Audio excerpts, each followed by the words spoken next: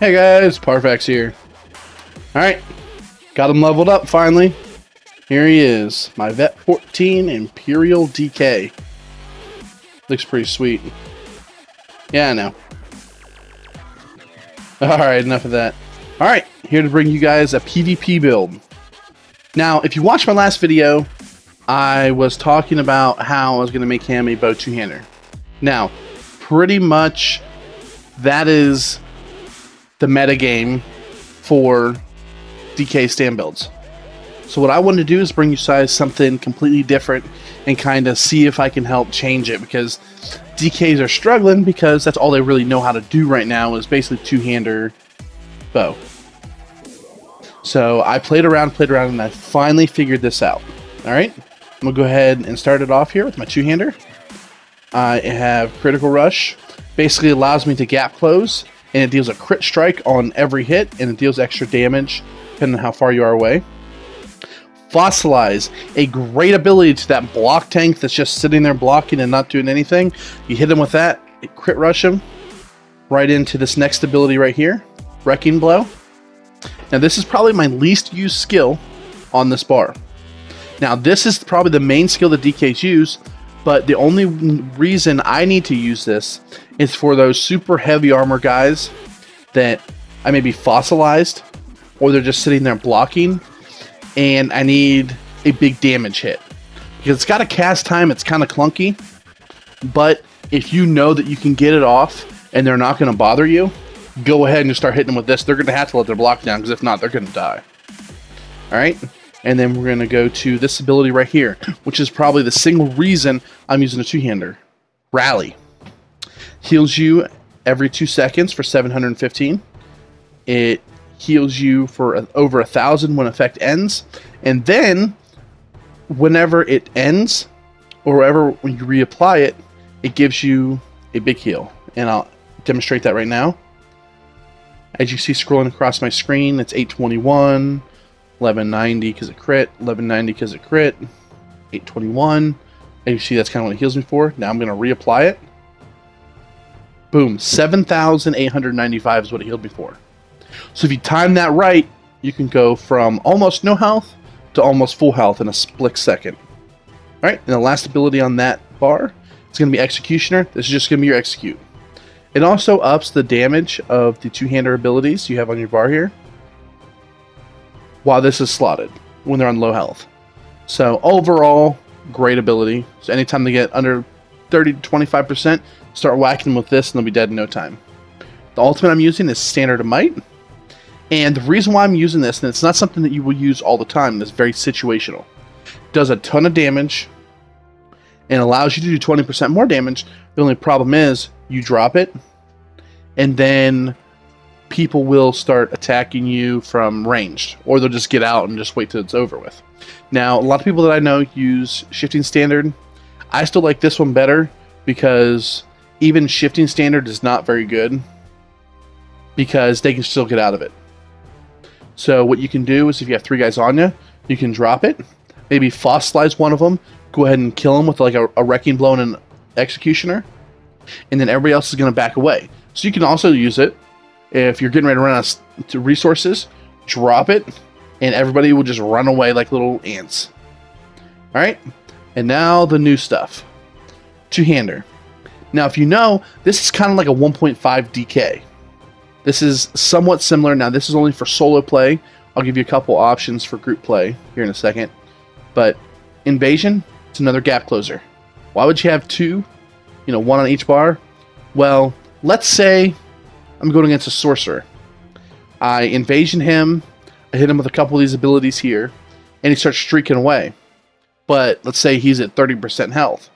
Well, that way you whoop, switch my back bar. Now I can continue critical rushing him, or I can go ahead and hit him with a Fossilized, and it's going to do less, or it's going to do more damage when they have less health, and that way I can continue to close the gap so I can get that execution off to kill him.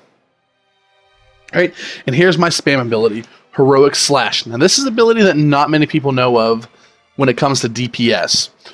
Tanks know it because it's a great ability when you're tanking. It reduces their movement speed by 60%, decreases their damage by 15%, and gives you one ultimate every 1.5 seconds for 8 seconds. So this is going to be your ability that you are spamming to hit people. This is going to be giving you ultimate. It's going to lessen their damage, and it's going to reduce their speed by 60%. It is super underutilized. If you look at my damage, it says dealing 4,434 damage. That is almost the equivalent to the Nightblade surprise attack. Not quite as much, I understand that.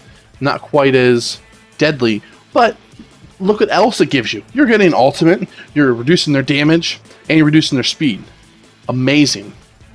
Okay, then you have Unstable Flame. For those of you who are familiar with the DK class, you're laughing right now because you're like, well, I knew this ability would be on there because it's so good. It's super cheap, allows you to keep pressure on them because it ticks for what, it's 10 to 11,000 without even having my weapon damage buff from Rally. So awesome. Dragon Fire Scales. This is basically a defensive ability that allows you to, when someone's ranged, maybe you're taking on 2 people, there's a bow guy and even 2 bow guys. You can put pressure on one while the other one's trying to attack you from range. You hit this a couple times, allowing him to be a little bit more anxious hitting you because you're reflecting everything back at him. And then Green Dragon's Blood. What else more can you say? It's a great heal. Heals you for 33% of the health that you have missing. Gives you the Major Fortitude and Major Endurance, which increases your regen by 20%. Good. You can also get that from your potions, which I run. The tripods is what we call them. Gives you magic health and stamina. Gives you also the regen bonuses, Fortitude, Intellect, and Endurance as well. Right? And the last ultimate, which you will use a lot, is Ferocious Leap. Alright? You're basically going to leap into the air with big dragon wings, come down, smash down for a decent amount of damage, grant yourself a big bubble shield, and get some resources back with your passes for being a DK. Pretty amazing. Now, it doesn't do a ton of damage, so basically you use it when you're like, oh crap, I'm almost out of resources, or to do some really extra bursts. So if you go in Invasion, he falls on the ground, go ahead and Dragon Leap onto him, and he might have half to 3/4 of his health already down.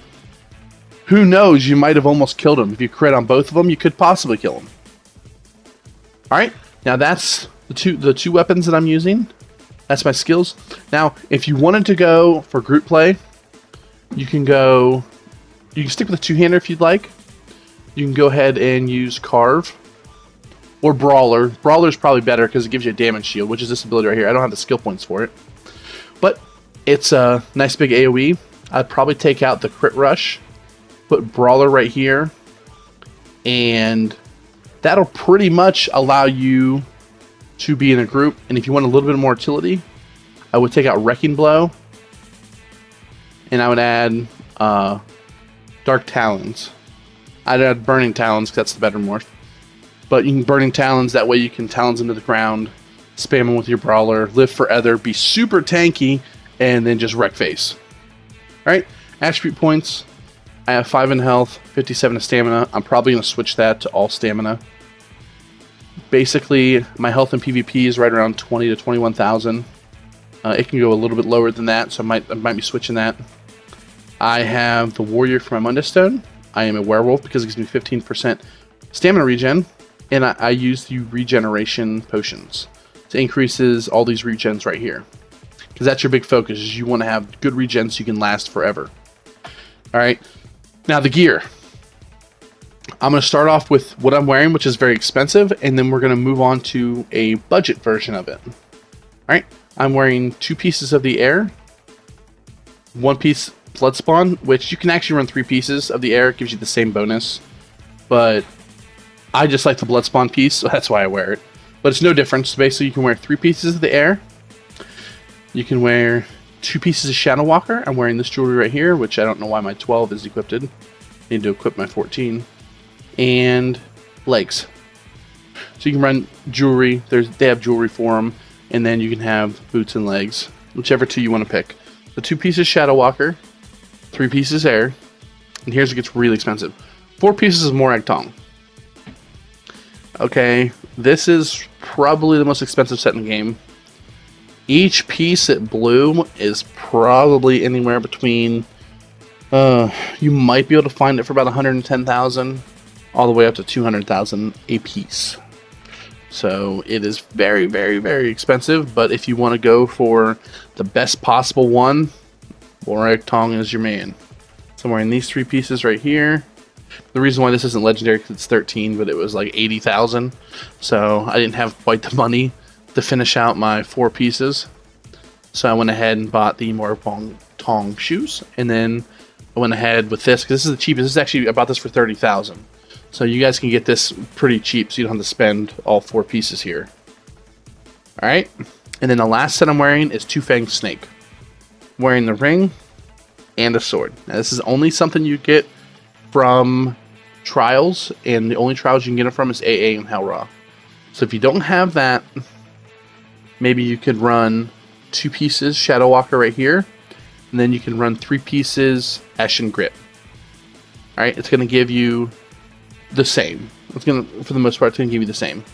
I just have 1 extra piece right here, and actually it might even be better now that I'm thinking of it, because I think it gives you health. So yeah, go ahead and run 3 pieces Ashen Grip if you don't have the Two Fang Snake sword. Alright, now and then my 2-handed sword is just a sharpened Dwemer 1. No big deal, you don't really need it. I will get a Master Sword, but I don't have one at the moment. Well, 2-handed sword.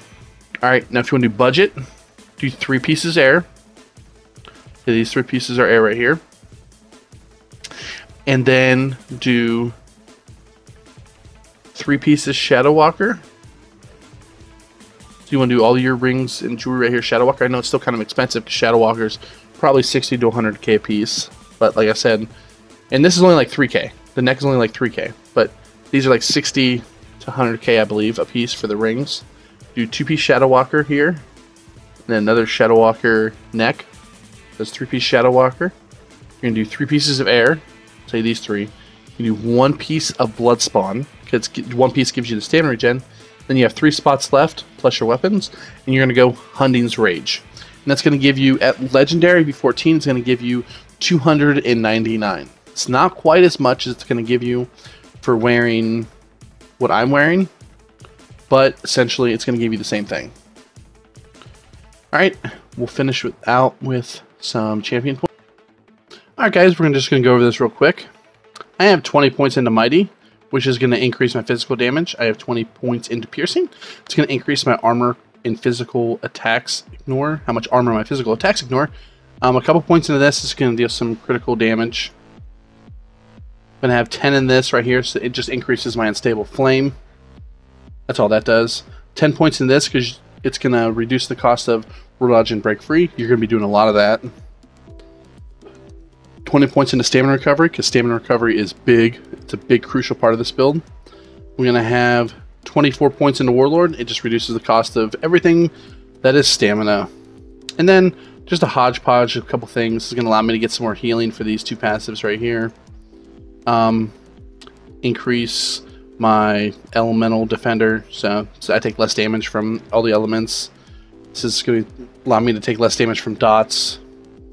And add a little bit of armor.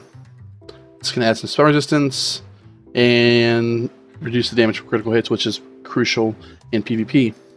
Alright guys, if you like me, hit the like button. And if you like me and all the videos that I do, go ahead and subscribe. Alright, thanks for watching. See you in 10.